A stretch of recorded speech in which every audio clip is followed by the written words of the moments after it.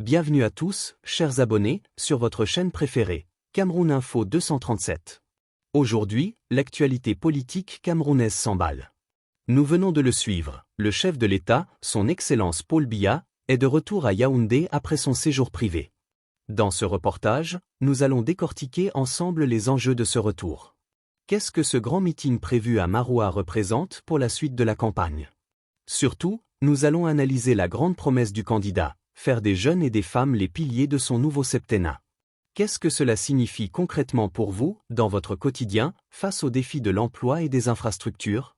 Mais avant de plonger dans cette analyse détaillée, un petit geste pour nous encourager.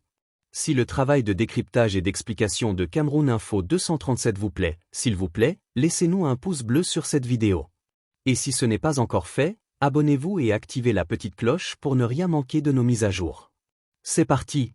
On commence tout de suite l'analyse.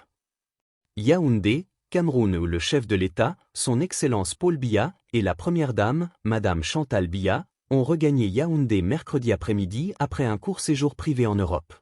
Ce retour marque l'accélération de la campagne présidentielle, le candidat s'apprêtant à tenir un grand meeting crucial à Maroua dans la région de l'extrême nord, un bastion politique majeur. L'enjeu crucial, jeunes et femmes au cœur du nouveau septennat?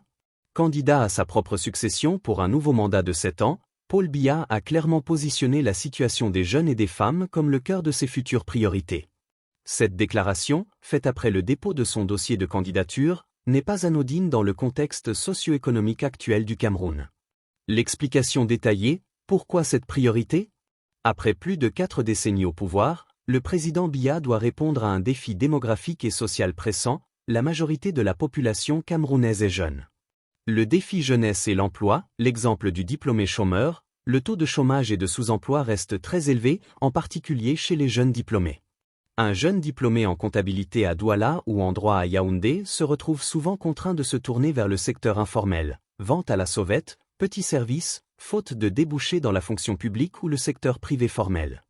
En promettant de faire des jeunes les piliers de son nouveau mandat, le candidat vise directement cette frustration grandissante.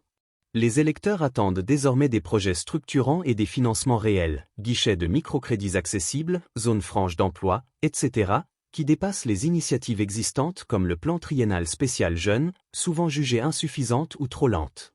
L'inclusion des femmes, l'exemple de l'entrepreneuriat féminin, les femmes jouent un rôle vital dans l'économie camerounaise, notamment dans l'agriculture, le commerce et les TPE-PME. Cependant, elles sont souvent confrontées à des difficultés d'accès au financement, à la terre ou au poste de décision. Le discours sur l'inclusion et la justice sociale résonne avec ces réalités.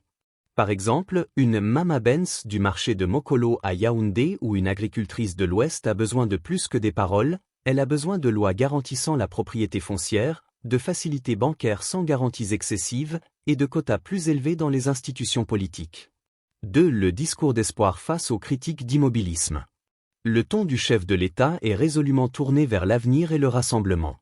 Il a affirmé, ensemble, il n'est pas de défi que nous ne puissions surmonter. Le meilleur reste à venir. L'analyse contextuelle, répondre à l'opinion publique. Cette rhétorique d'espoir sert de réponse directe aux critiques récurrentes de l'immobilisme et du manque de perspective pour les nouvelles générations. La réalité de la route et de l'énergie, l'exemple des coupures, l'immobilisme n'est pas seulement une question politique, il touche le quotidien. Les Camerounais font face à des défis persistants dans les infrastructures.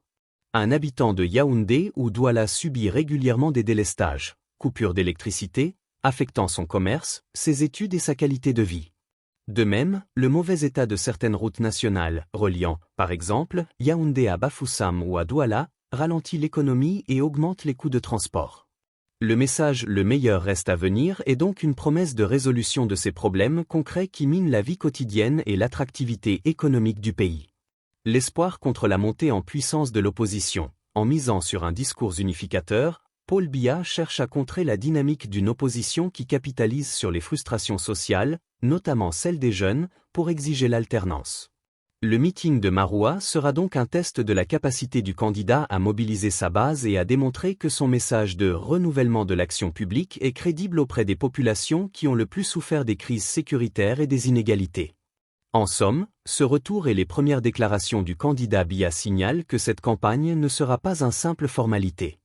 Le chef de l'État, en pleine forme selon son entourage, a fixé le cap. Il faut convaincre la majorité jeune et féminine que la continuité est synonyme de progrès concret et non de statu quo.